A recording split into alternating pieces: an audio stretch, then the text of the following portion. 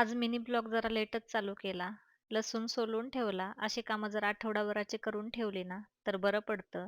त्यानंतर संध्याकाळी देवाचा दिवा लावला आणि त्यानंतर मला सर्वात महत्त्वाचं काम करायचं होतं. ते म्हणजे जे आपल्या किचनमधले कबर्ड आणि चिमणी राहतं ना, त्यावर फोडणी दिलेले तेलकट डाग उडतात आणि चिमणी पण पाहू शकता किती खराब झाली आहे. तर इथे मी एक मस्त असं प्रोडक्ट यूज करते. त्याने भरपूर पटकन हे क्लीन होतं.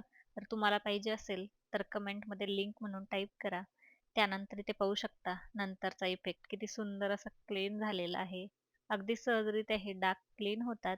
त्यानंतर संध्याकाळच्या जेवणामध्ये तिखट शेवया किंवा शेवयाचा उपमा पण म्हणू शकता, ते बनवलं होतं.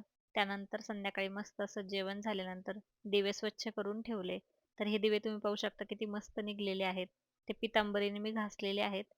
त्यानंतर अगरबत्तीचं स्टँड पण स्वच्छ करून ठेवलं आणि त्यासोबतच तेल ठेवायचा कावळा पण स्वच्छ केला. तर असा संपवला आजचा दिवस.